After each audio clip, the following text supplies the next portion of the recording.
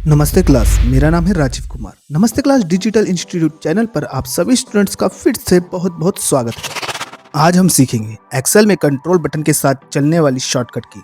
आज की वीडियो में हम जो टॉपिक सीखेंगे वे होंगे कंट्रोल प्लस अल्फाबेटिक की, कंट्रोल प्लस न्यूमेरिक की, कंट्रोल प्लस फंक्शन की, control plus special characters and control plus special की। तो टॉपिक 1 है हमारा कंट्रोल प्लस अल्फाबेटिक की।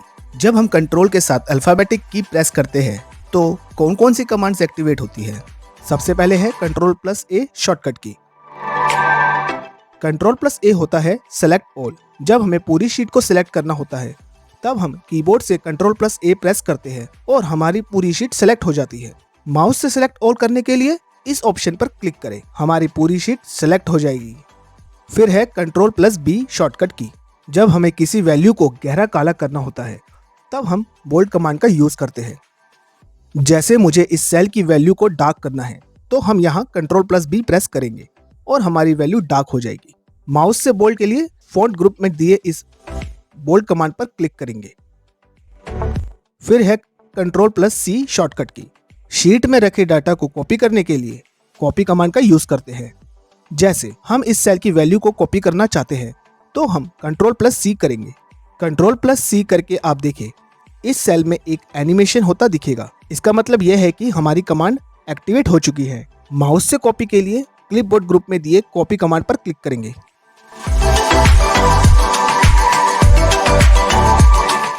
फिर है कंट्रोल प्लस डी शॉर्टकट की। ऊपर रखे सेल की वैल्यू को नीचे वाली सेल में फिल करने के लिए फिल डाउन कमांड का यूज करते हैं। जैसे मैं इस वैल्यू को नीचे सेल में फिल करना चाहता हूं तो मैं पहले कॉपी करूंगा, फिर नीचे आकर पेस्ट करूंगा। मगर कंट्रोल प्लस डी करके भी हम इस वैल्यू को नीचे फिल कर सकते हैं।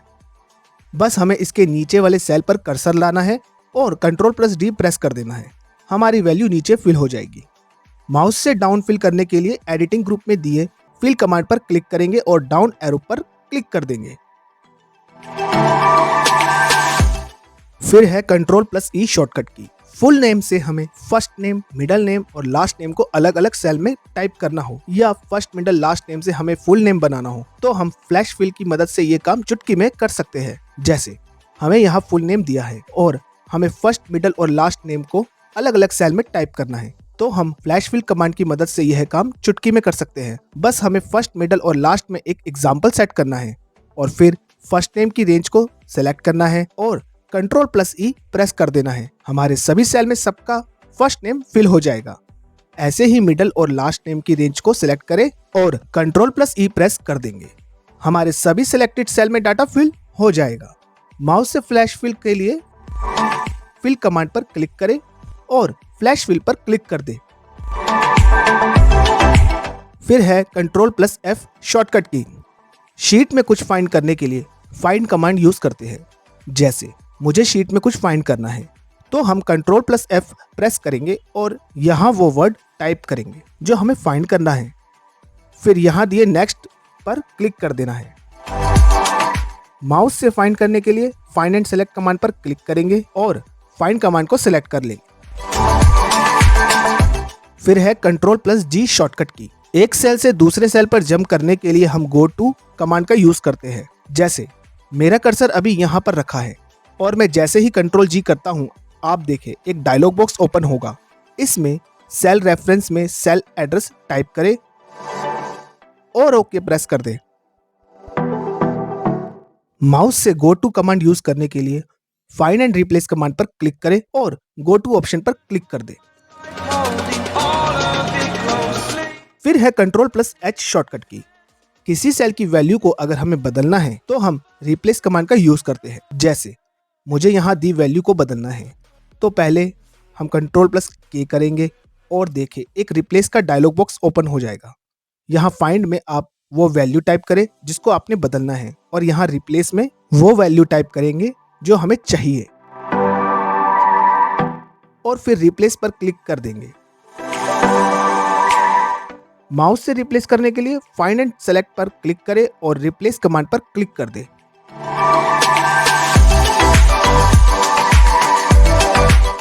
फिर है कंट्रोल प्लस आई शॉर्टकट की। जब हमें किसी वैल्यू को इटैलिक मतलब तिरछा करना होता है तब हम इटैलिक कमांड का यूज करते हैं। जैसे हमें इस सेल की वैल्यू को इटैलिक करना है तो हम यहाँ Ctrl+I प्रेस करेंगे और हमारी वैल्यू इटैलिक हो जाएगी। माउस से शब्द को टेढ़ा करने के लिए फॉन्ट ग्रुप में दिए इस आई कमांड पर क्लिक करेंगे। फिर है Ctrl+J शॉर्टकट की। Ctrl+J से कोई कमांड एक्टिवेट नहीं होती है। फिर है Ctrl+K शॉर्टकट की। अगर हम किसी वैल्यू को हाइपरलिंक लगाना चाहते हैं तो हम हाइपरलिंक कमांड का यूज करते हैं। जैसे मैं इस सेल में दी वैल्यू पर हाइपरलिंक लगाना चाहता हूं तो मैं Ctrl+K करके हाइपरलिंक डायलॉग बॉक्स ओपन करूंगा और हाइपरलिंक लगा दूंगा। माउस से हाइपरलिंक डायलॉग बॉक्स ओपन करने के लिए इंसर्ट टैब पर क्लिक करेंगे और यहां हाइपरलिंक पर क्लिक कर देंगे। फिर है Ctrl+A शॉर्टकट की। अगर हमें किसी डाटा को टेबल में डालना है तो हम उसके लिए टेबल क्रिएट करते हैं। जैसे मुझे इस डाटा को टेबल में डालना है तो हम पहले डाटा सेलेक्ट करेंगे और Ctrl+L प्रेस कर देंगे। Ctrl+L करते ही एक डायलॉग बॉक्स ओपन होगा। इसमें सेलेक्ट हुई रेंज चेक करें। अगर रेंज ठीक है तो यहाँ ओके पर क्लिक कर दे। हमारा डाटा टेबल पर आ जाएगा। माउस से टेबल क्रिएट करने के लिए डाटा सेलेक्ट करेंगे, फिर इंसर्ट टैब पर जाएंगे और यहाँ टेबल पर क्लिक कर देंगे। फिर है Ctrl+M शॉर्टकट की। Ctrl+M से कोई कमांड एक्टिवेट नहीं होती है। फिर है Ctrl+N शॉर्टकट की। काम करते करते अगर हम न्यू एक्सेल फाइल ओपन करना चाहते हैं तो हम Ctrl+N प्रेस करते हैं। जैसे मैं इस वर्कबुक पर काम कर रहा हूं और मुझे एक वर्कबुक और ओपन करनी है तो मैं यहां जैसे ही Ctrl+N करता हूं मेरी न्यू वर्कबुक ओपन हो जाएगी। माउस से न्यू वर्कबुक ओपन करने के लिए फाइल टैब पर क्लिक करेंगे और न्यू ऑप्शन पर क्लिक कर देंगे। यहां से ब्लैंक वर्कबुक सेलेक्ट कर लेंगे। फिर है Ctrl+O शॉर्टकट की। कंप्यूटर में रखी एक्सेल फाइल को फाइल में ही रहते हुए ओपन करने के लिए ओपन कमांड का यूज करते हैं। जैसे मुझे कोई दूसरी एक्सेल फाइल ओपन करनी है तो मैं Ctrl+O प्रेस करूंगा और यहां से फाइल लोकेशन पर जाकर फाइल ओपन कर लूंगा। फिर है Ctrl+P शॉर्टकट की। जब हमें शीट पर रखे डेटा का प्रिंट लेना होता है तब हम प्रिंट कमांड का यूज करते हैं। जैसे इस शीट पर रखा डाटा हम प्रिंट करना चाहते हैं तो हम Ctrl+P प्रेस करेंगे।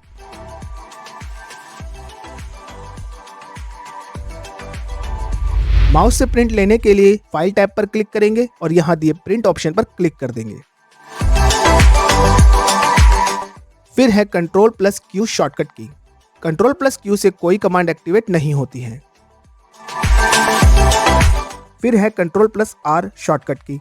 लेफ्ट सेल में रखी वैल्यू को राइट सेल में फिल करने के लिए फिल राइट कमांड का यूज करते हैं। जैसे मैं इस सेल की वैल्यू को यहाँ राइट में फिल करना चाहता हूँ तो मैं पहले कॉपी करूंगा फिर राइट सेल में पेस्ट करूंगा, मगर Ctrl+R करके भी हम इस वैल्यू को राइट में फिल कर सकते हैं। बस हमें यहाँ राइट सेल पर कर्सर लाना है और Ctrl+R प्रेस कर देना है। हमारी वैल्यू राइट साइड में फिल हो जाएगी। माउस से राइट फिल करने के लिए फिल कमांड पर क्लिक करेंगे और यहाँ दिए राइट एरो पर क्लिक कर देंगे। फिर है Ctrl+H शॉर्टकट की। फाइल को सेव करने के लिए सेव कमांड यूज करते हैं। जैसे मैं Ctrl+N करके एक फाइल ओपन कर लेता हूं ताकि जब हम Ctrl+S करें तो फाइल सेव करने का ऑप्शन आए। तो जैसे ही न्यू फाइल ओपन करते हैं और Ctrl+S प्रेस करते हैं हमारे पास सेव करने का एक डायलॉग बॉक्स ओपन हो जाएगा। हमने न्यू फाइल इसलिए ओपन करी क्योंकि अगर हम इस फाइल पर ही Ctrl+S करते तो सेव करने का डायलॉग बॉक्स ओपन नहीं होता क्योंकि हमने यह फाइल पहले ही सेव कर रखी है। माउस से वर्कबुक सेव करने के लिए क्विक एक्सेस टूल बार पर दिए इस कमांड बटन पर क्लिक करेंगे। फिर है Ctrl+T शॉर्टकट की। अगर हमें किसी डेटा को टेबल में डालना है तो हम उसके लिए टेबल क्रिएट करते हैं। जैसे मुझे इस डेटा को टेबल में डालना है तो हम पहले डेटा सेलेक्ट करेंगे और Ctrl+T प्रेस करेंगे। Ctrl+T करते ही एक डायलॉग बॉक्स ओपन होगा। इसमें सेलेक्ट हुई रेंज चेक करें। अगर रेंज ठीक है तो यहाँ ओके पर क्लिक कर दे। हमारा डेटा टेबल में आ जाएगा। Ctrl+L से भी हम अपना डेटा टेबल में डाल सकते हैं।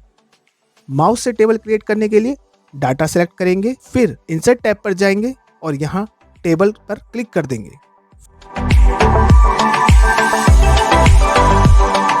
फिर है Ctrl+U शॉर्टकट की। जब हमें किसी वैल्यू को अंडरलाइन करना होता है तब हम अंडरलाइन कमांड का यूज करते हैं। जैसे मुझे इस सेल की वैल्यू को अंडरलाइन करना है, तो हम यहाँ Ctrl+U प्रेस करेंगे और हमारी वैल्यू अंडरलाइन हो जाएगी। माउस से अंडरलाइन करने के लिए फॉन्ट ग्रुप कमांड्स में दिए इस U कमांड पर क्लिक करेंगे।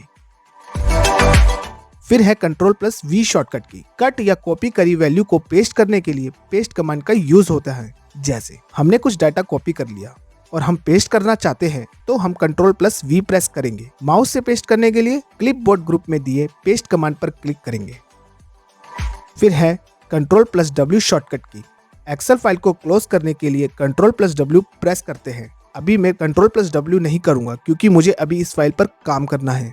माउस से विंडो क्लोज करने के लिए विंडो क्लोज बटन में दिए इस क्रॉस पर क्लिक करेंगे। फिर है Ctrl+X शॉर्टकट की। किसी सेल में रखी वैल्यू को मूव करने के लिए कट कमांड का यूज करते हैं। जैसे मुझे इस सेल की वैल्यू को दूसरे सेल में मूव करना है, तो हम Ctrl+X प्रेस करेंगे। Ctrl+X करके आप देखें इस सेल में एक एनिमेशन होता दिखेगा। इसका मतलब यह है कि हमारी कट कमांड एक्टिवेट हो चुकी है। माउस से कट करने के लिए क्लिपबोर्ड ग्रुप पर दिए कट कमांड पर क्लिक करेंगे। फिर है last Ctrl+Z and Ctrl+Y shortcut की। पिछली टाइप करी वैल्यू को हटाने के लिए अंडो कमांड का यूज करते हैं। अगली टाइप करी वैल्यू को लाने के लिए रीडू कमांड का यूज करते हैं। जैसे मैं यहाँ 1 से 10 तक काउंटिंग लिखता हूँ और जल्दी जल्दी में मैं 5 टाइप करना भूल जाता हूँ, तो या तो मैं 6 और 7 को डिलीट करूंगा या फिर ऑन्डो कमांड का यूज करूंगा। तो 4 के बाद मैंने 6 और 7 टाइप कर लिया, तो 6 और 7 को हटाने के लिए Ctrl+Z प्रेस करेंगे। मगर फिर मुझे पता चला कि 5 टाइप ही नहीं करना, तो 6 और 7 को वापस लाने के लिए या तो मैं मैनुअल टाइप करूंगा या रीडू कमांड का यूज करूंगा। अभी डाटा छोटा है तो आप सोच रहे होंगे कि हाथ से ही लिख लो, मगर डाटा जब बड़ा होता है तब चीजें हमें पता नहीं होती कि क्या लिखा था, तो उसके लिए हम रीडू कमांड यूज करते हैं।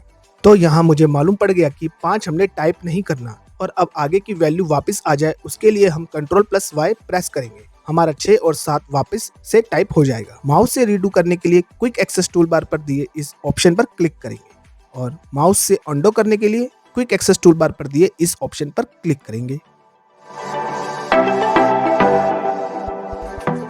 तो टॉपिक 2 है हमारा Ctrl+ न्यूमेरिक की। इसमें हम जानेंगे कि जब हम कंट्रोल के साथ न्यूमेरिक की प्रेस करते हैं तो कौन कौन सी कमांड एक्टिवेट होती है। पहली है Ctrl+1 शॉर्टकट की। सेल में रखी वैल्यू को फॉर्मेट, अलाइन, बॉर्डर, कलर देने के लिए फॉर्मेट सेल डायलॉग बॉक्स का यूज करते हैं। जैसे इस सेल की वैल्यू में हमें फॉर्मेट, अलाइनमेंट, बॉर्डर, कलर सब कुछ देना है, तो या तो हम अलाइनमेंट ग्रुप और फॉन्ट ग्रुप से ये काम कर सकते हैं या फिर Ctrl+1 प्रेस करके फॉर्मेट डायलॉग बॉक्स ओपन करके यह काम कर सकते हैं। माउस से format cell dialog box open करने के लिए नंबर ग्रुप या अलाइनमेंट ग्रुप या फॉन्ट ग्रुप में दिए इस एरो पर क्लिक कर दे, आपका format cell dialog box open हो जाएगा। फिर है Ctrl+2 शॉर्टकट की। जब हमें किसी वैल्यू को गहरा काला करना होता है तब हम बोल्ड कमांड का यूज करते हैं। जैसे मुझे इस सेल की वैल्यू को डार्क करना है, तो हम यहाँ Ctrl+2 प्रेस करेंगे और हमारी वैल्यू डार्क हो जाएगी। कमेंट करके जरूर बताएं कि और किस कमांड से हम अपनी वैल्यू को बोल्ड कर सकते हैं। माउस से बोल्ड के लिए फॉन्ट ग्रुप में दिए इस बोल्ड कमांड पर क्लिक करेंगे। फिर है Ctrl+3 शॉर्टकट की। जब हमें किसी वैल्यू को इटैलिक मतलब तिरछा करना होता है तब हम इटैलिक कमांड का यूज करते हैं। जैसे हमें इस सेल की वैल्यू को इटैलिक करना है, तो हम यहाँ Ctrl+3 प्रेस करेंगे और हमारी वैल्यू इटैलिक हो जाएगी। दोस्तों कमेंट करके जरूर बताएं कि और किस कमांड से हम अपनी वैल्यू को बोल्ड कर सकते हैं। माउस से इटैलिक करने के लिए फॉन्ट ग्रुप कमांड में दी इटैलिक कमांड पर क्लिक करेंगे। फिर है Ctrl+4 शॉर्टकट की। जब हमें किसी वैल्यू को अंडरलाइन करना होता है तब हम अंडरलाइन कमांड का यूज करते हैं। जैसे हमें इस सेल की वैल्यू को अंडरलाइन करना है, तो हम यहाँ Ctrl+4 करेंगे और हमारी वैल्यू अंडरलाइन हो जाएगी। माउस से अंडरलाइन करने के लिए फॉन्ट ग्रुप कमांड्स में दिए इस U कमांड पर क्लिक करेंगे। दोस्तों कमेंट करके जरूर बताएं कि और किस कमांड से हम अपनी वैल्यू को अंडरलाइन कर सकते हैं। फिर है Ctrl+5 शॉर्टकट की। जब हम पेन से कुछ लिखते हैं और हमसे कुछ गलत लिख जाता है तो हम उसे पेन से काटते हैं। वर्ड काटने से हमें पता लग जाता है कि इस वर्ड को हमने इग्नोर करना है। ऐसे ही एक्सेल पर लिखे वर्ड को इग्नोर करने के लिए हम स्ट्राइक थ्रू कमांड का यूज करते हैं। जैसे हमें यहाँ कंट्री, कैपिटल और करेंसी दे रखी है, हम करेंसी पर कट लाइन लगाना चाहते हैं तो उसके लिए हम करेंसी पर कर्सर रखेंगे और Ctrl+5 कर देंगे। Ctrl+5 प्रेस करते ही करेंसी के सेंटर में एक लाइन से कट लग जाएगा। फिर है Ctrl+6 शॉर्टकट की। एक्सेल में chart, shapes, picture, text box को ऑब्जेक्ट कहते हैं। तो जब हम इन पर काम करते हैं और हमें इन्हें हाइड या अनहाइड करना होता है तो हम Ctrl+6 प्रेस करते हैं। जैसे यह मेरा डाटा है, मैं इसको चार्ट में डिस्प्ले कराना चाहता हूँ तो पहले मैं डाटा सिलेक्ट करूंगा, फिर चार्ट कमांड पर क्लिक कर दूंगा। तो देखिए यहाँ चार्ट ऑब्जेक्ट ओपन हो गया। अब हम इसको हाइड करना चाहते हैं तो उसके लिए हम Ctrl+6 प्रेस करेंगे और अगर हमें अनहाइड करना है तो उसके लिए भी हम Ctrl+6 प्रेस करेंगे। अभी मैं हाइड ही कर देता हूँ। फिर है Ctrl+7 शॉर्टकट की। Ctrl+7 से कोई कमांड एक्टिवेट नहीं होती। फिर है Ctrl+8 शॉर्टकट की। आउटलाइन मतलब जब हमें डाटा का रो और कॉलम वाइज ग्रुप बनाना हो तब हम आउटलाइन ग्रुप कमांड का यूज करते हैं।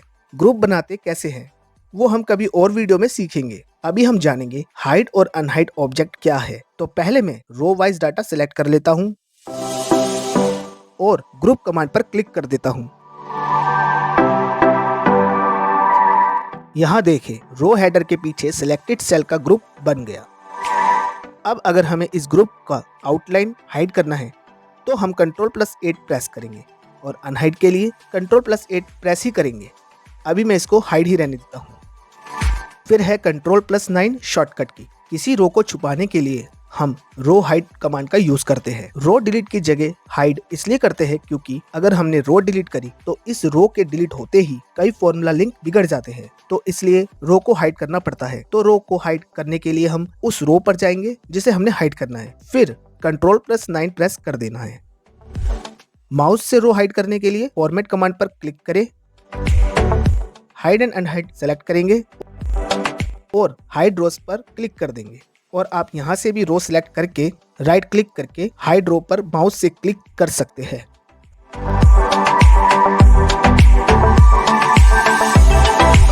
फिर है Ctrl+0 शॉर्टकट की। किसी कॉलम को छुपाने के लिए हम कॉलम हाइड कमांड का यूज करते हैं। कॉलम डिलीट की जगह हाइड इसलिए करते हैं क्योंकि अगर हमने कॉलम डिलीट करी तो इस कॉलम के डिलीट होते ही कई फॉर्मूला लिंक बिगड़ जाते हैं, तो इसलिए कॉलम को हाइड करना पड़ता है। तो कॉलम को हाइड करने के लिए हम उस कॉलम पर जाएंगे जिसे हमने हाइड करना है, फिर Ctrl+0 प्रेस कर देंगे। माउस से कॉलम को हाइड करने के लिए कॉलम को सेलेक्ट करें और फॉर्मेट कमांड पर क्लिक कर दें, फिर हाइड एंड अनहाइड पर क्लिक करें, फिर हाइड कॉलम पर क्लिक कर दें और आप यहां से भी कॉलम सेलेक्ट करके राइट क्लिक करके हाइड कॉलम पर माउस से क्लिक कर सकते हैं। तो टॉपिक 3 है हमारा Ctrl+ फंक्शन की। इसमें हम जानेंगे कि जब हम कंट्रोल के साथ फंक्शन की प्रेस करते हैं तो कौन कौन सी कमांड्स एक्टिवेट होती है। पहला है Ctrl+F1 शॉर्टकट की। रिबन को हाइड करके हम वर्कशीट एरिया बढ़ाते हैं। जैसे मुझे वर्कशीट एरिया बढ़ाना है तो या तो मैं फुल स्क्रीन करूंगा या मैं रिबन्स को हाइड करके वर्कशीट का साइज बढ़ा लूंगा। रिबन हाइड करने के लिए Ctrl+F1 प्रेस करेंगे और अगर हमें रिबन को अनहाइड करना है तो हम फिर दोबारा से Ctrl+F1 प्रेस करेंगे। फिर है Ctrl+F2 शॉर्टकट की। जब हमें शीट पर रखे डाटा का प्रिंट लेना होता है तब हम प्रिंट कमांड का यूज करते हैं। जैसे इस शीट पर रखा डाटा हम प्रिंट करना चाहते हैं तो हम यहाँ Ctrl+F2 प्रेस करेंगे। दोस्तों कमेंट करके जरूर बताएं और किस कमांड से हम अपनी वैल्यू का प्रिंट ले सकते हैं। फिर है Ctrl+F3 शॉर्टकट की। जब हमें किसी सेल का नाम क्रिएट करना होता है तब हम नेम मैनेजर कमांड का यूज करते हैं। जैसे मुझे इस सेल को नाम देना है तो हम यहाँ सेल में कर्सर रखेंगे और Ctrl+F3 प्रेस करेंगे। नेम मैनेजर डायलॉग बॉक्स फिर हमारा ओपन हो जाएगा। सेल को नाम कैसे देना होता है उसके लिए आप चैप्टर 6 की वीडियो देख सकते हैं। फिर है Ctrl+F4 शॉर्टकट की। एक्सेल फाइल को क्लोज करने के लिए क्लोज ऑप्शन का यूज करते हैं। जैसे मैं एक्सेल फाइल क्लोज करना चाहता हूं तो पहले मैं एक न्यू वर्कबुक ओपन कर लेता हूं। न्यू वर्कबुक ओपन के लिए Ctrl+ करेंगे, हमारी न्यू वर्कबुक ओपन हो जाएगी। फिर अब मैं जैसे ही Ctrl+F4 करता हूं तो हमारी न्यू वर्कबुक क्लोज हो जाएगी। दोस्तों कमेंट करके जरूर बताएं कि और कौन सी कमांड से हम विंडो क्लोज कर सकते हैं। फिर है कंट्रोल प्लस F5 शॉर्टकट की। एक्सेल मूव या रिसाइज करने के लिए रिस्टोर ऑप्शन का यूज करते हैं। जैसे अभी ये एक्सेल फाइल मैक्सिमम ऑप्शन पर है, मगर हम एक्सेल विंडो को मूव या रिसाइज करना चाहते हैं तो हम कंट्रोल प्लस F5 प्रेस करेंगे। हमारी एक्सेल विंडो मैक्सिमम ऑप्शन से हट जाएगी। फिर है कंट्रोल प्लस F6 शॉर्टकट की। एक वर्कबुक से दूसरी वर्कबुक पर जाने के लिए विंडो स्विच कमांड का यूज करते हैं। जैसे यहाँ मैं एक्सेल की 2-3 फाइल ओपन कर लेता हूँ। अब मैं एक वर्कबुक से दूसरे वर्कबुक पर स्विच करने के लिए कंट्रोल प्लस F6 प्रेस करूंगा।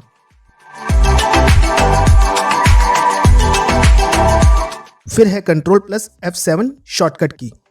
अपनी वर्कबुक को इधर उधर मूव करने के लिए मूव ऑप्शन का यूज करते हैं। जैसे मैं अपनी फाइल को मूव करना चाहता हूं, मगर ये फाइल मूव नहीं होगी क्योंकि ये पहले ही मैक्सिमम ऑप्शन पर है। तो मूव करके कहाँ ले जाएंगे? तो मूव करने के लिए सबसे पहले फाइल को हम कंट्रोल प्लस F5 करके रीस्टोर मोड पर लाएंगे। फिर कंट्रोल प्लस F7 प्रेस करेंगे। कंट्रोल प्लस F7 करके एरो की से फाइल को मूव करें और मूव करने के बाद एंटर मार दें। हमारी फाइल उस दिशा में मूव हो जाएगी जहां हम चाहते हैं। फिर है कंट्रोल प्लस F8 शॉर्टकट की। अपनी वर्कबुक का साइज को रीसाइज करने के लिए कंट्रोल प्लस F8 ऑप्शन का यूज करते हैं। जैसे मैं अपनी फाइल के साइज को रीसाइज करना चाहता हूं, मगर ये फाइल रीसाइज नहीं होगी क्योंकि रीसाइज करने के लिए सबसे पहले हमें फाइल को कंट्रोल प्लस F5 करके रीस्टोर मोड पर करना होगा। फिर कंट्रोल प्लस F8 प्रेस करेंगे। कंट्रोल प्लस F8 करके एरो की से फाइल को रीसाइज करेंगे।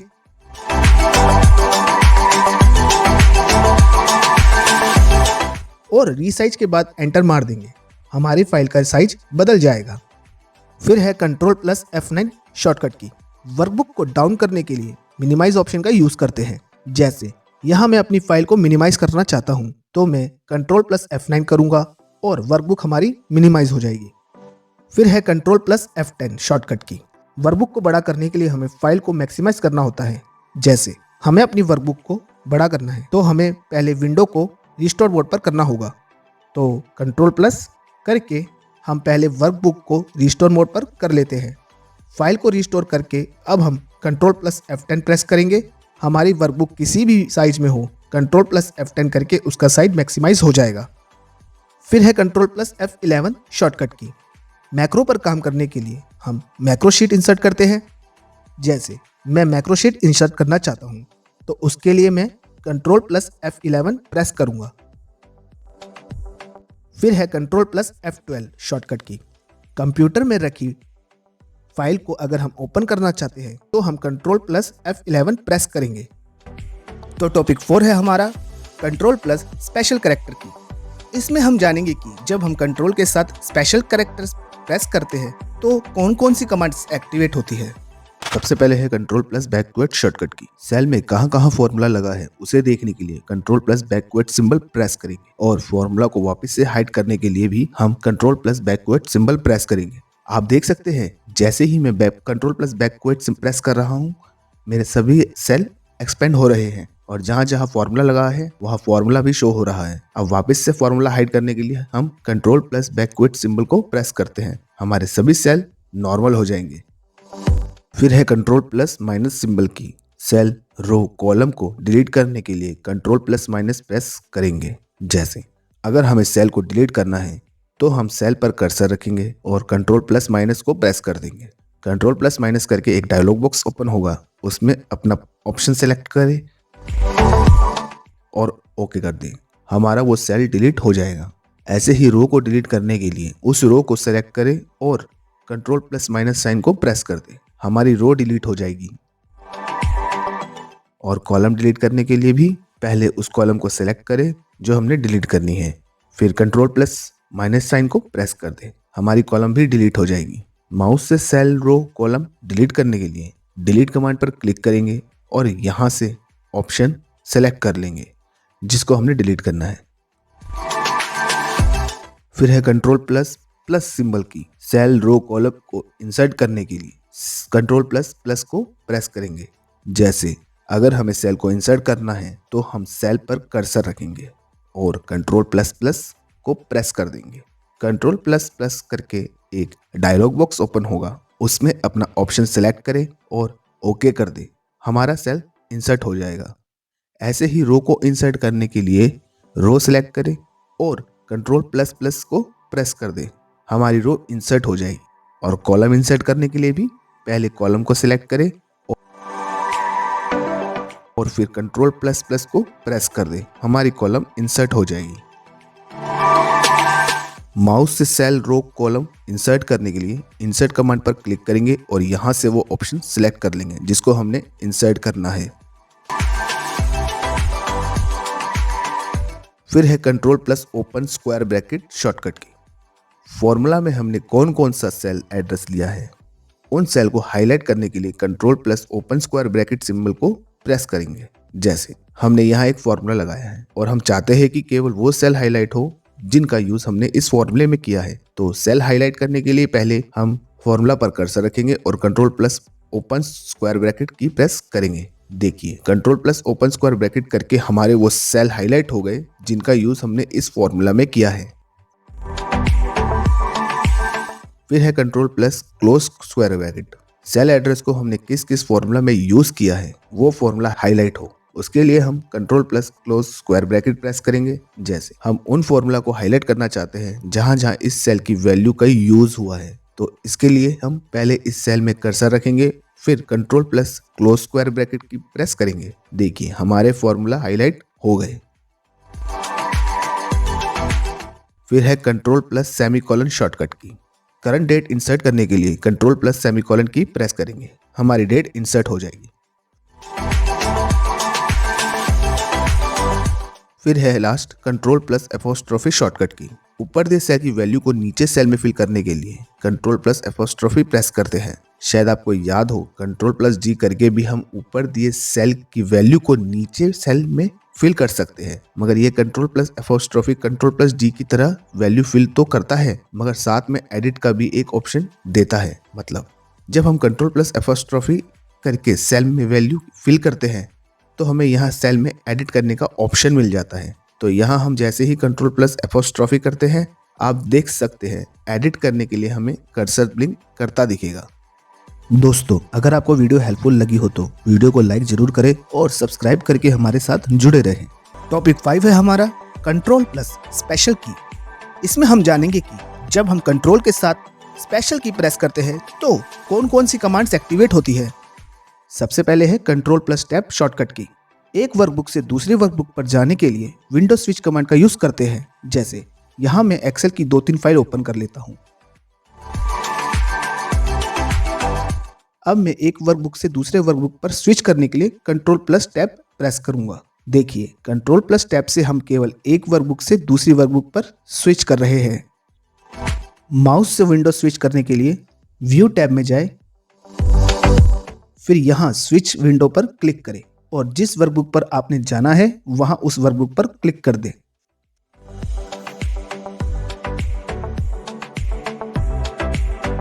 फिर है कंट्रोल प्लस स्पेस शॉर्टकट की। सिंगल कॉलम को जब हम पूरा सेलेक्ट करना चाहते हैं तब हम कंट्रोल प्लस स्पेस प्रेस करेंगे। कंट्रोल प्लस स्पेस करके हमारी पूरी कॉलम सेलेक्ट हो जाएगी। माउस से कॉलम सेलेक्ट करने के लिए कॉलम हेडर पर क्लिक करेंगे और कॉलम सेलेक्ट कर लेंगे। फिर है कंट्रोल प्लस एंटर शॉर्टकट की। एक वैल्यू को अलग अलग सेल में टाइप करने के लिए हम कंट्रोल प्लस एंटर का यूज कर सकते हैं। जैसे मल्टीपल सेल में दिल्ली टाइप करना चाहता हूं तो सभी सेल में दिल्ली ऑटोमेटिक एंटर हो जाए, उसके लिए हम सबसे पहले वो सारे सेल को सिलेक्ट करेंगे जिसमें हमको दिल्ली टाइप करना है। फिर कीबोर्ड से दिल्ली टाइप करें और कंट्रोल प्लस एंटर प्रेस कर दें। तो देखिए दोस्तों सिलेक्टेड सेल में हमारा दिल्ली एंटर हो गया है। फिर है कंट्रोल प्लस इंसर्ट शॉर्टकट की। शीट में कुछ कॉपी करने के लिए हम कॉपी कमांड का यूज करते हैं। जैसे मुझे इस सेल की वैल्यू को कॉपी करना है तो मैं यहाँ कंट्रोल प्लस इंसर्ट प्रेस करूंगा तो ये एनिमेशन आपको बताएगा कि कॉपी कमांड एक्टिवेट हो चुकी है। दोस्तों कमेंट करके जरूर बताएं कि और किस शॉर्टकट की से हम कॉपी कमांड एक्टिवेट कर सकते हैं। फिर है कंट्रोल प्लस होम शॉर्टकट की। हमारा कर्सर शीट में किसी भी सेल पर हो, अगर हम कंट्रोल प्लस होम की प्रेस करते हैं तो हम डायरेक्ट A1 सेल में मूव कर जाएंगे। जैसे मेरा एक्टिव सेल अभी यह सेल है और मुझे टॉप पर जाना है तो देखिए जैसे ही मैं कंट्रोल प्लस होम प्रेस करता हूं, हम डायरेक्ट A1 सेल में मूव कर जाएंगे। माउस से टॉप पर जाने के लिए यहां दिए इस वर्टिकल स्क्रॉल बार का यूज करते हैं। फिर है कंट्रोल प्लस एंड शॉर्टकट की। अगर हमें टॉप सेल से डाटा के फिनिश एंड तक जाना है तो हम कंट्रोल प्लस एंड की प्रेस करेंगे। जैसे हमारा कर्सर यहाँ A1 रो में है। अब जैसे ही हम कंट्रोल प्लस एंड की प्रेस करते हैं, आप देखिए हम डायरेक्ट बॉटम के एंड कॉलम पर आ जाएंगे। मगर यहाँ आप एक चीज नोटिस करें, डाटा हमारा यहाँ खत्म है और कर्सर हमारा यहाँ आकर रुका है। दोस्तों वो इसलिए क्योंकि हमने इस सेल में भी कुछ टाइप करके डिलीट किया होगा, इसलिए ये कर्सर यहाँ आकर रुका है।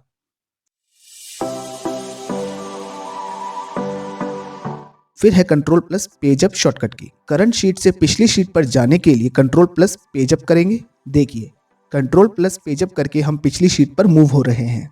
माउस से पिछली शीट पर जाने के लिए माउस से उस शीट पर क्लिक करेंगे।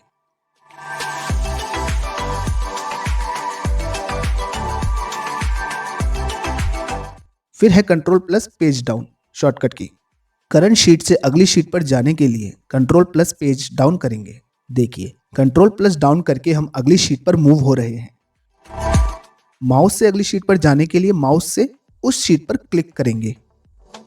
फिर है कंट्रोल प्लस डाउन एरो की। डाटा के लास्ट रो में कर्सर मूव हो उसके लिए कंट्रोल प्लस डाउन प्रेस करेंगे। जैसे अभी हमारा कर्सर यहाँ है और हम डाटा के लास्ट रो में कर्सर मूव करना चाहते हैं तो हम कंट्रोल प्लस डाउन प्रेस करेंगे।